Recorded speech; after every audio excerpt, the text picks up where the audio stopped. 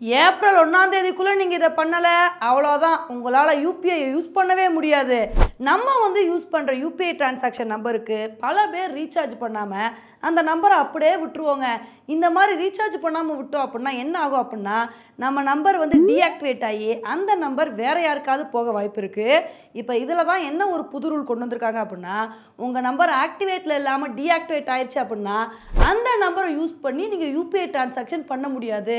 உங்களோட அந்த நம்பர் ஆட்டோமேட்டிக்காக பேங்க் அக்கௌண்ட்டில் இருந்து அன்லிங்க் ஆயிரும் அப்படின்னு இந்த மாதிரி ஒரு விஷயத்த சொல்லியிருக்காங்க. அதனால் நீங்கள் என்ன பண்ணுறீங்க, நீங்கள் யூபிஐ டிரான்சாக்ஷனை பிரச்சனை இல்லாமல் யூஸ் பண்ணணும் அப்படின்னா உங்கள் நம்பரை ரீசார்ஜ் பண்ணி ஆக்டிவேட்லேயே வச்சுக்கோங்க.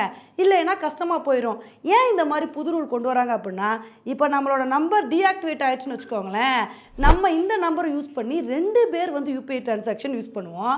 அப்போ நமக்கு வர வேண்டிய பணம் வேறு யாருக்காவது போயிடும். இந்த மாதிரிலாம் குளறுபடிகள் நடக்கக்கூடாது அப்படின்றதுக்காண்டி தான் இது மாதிரி புது ரூலை கொண்டு வந்திருக்காங்க.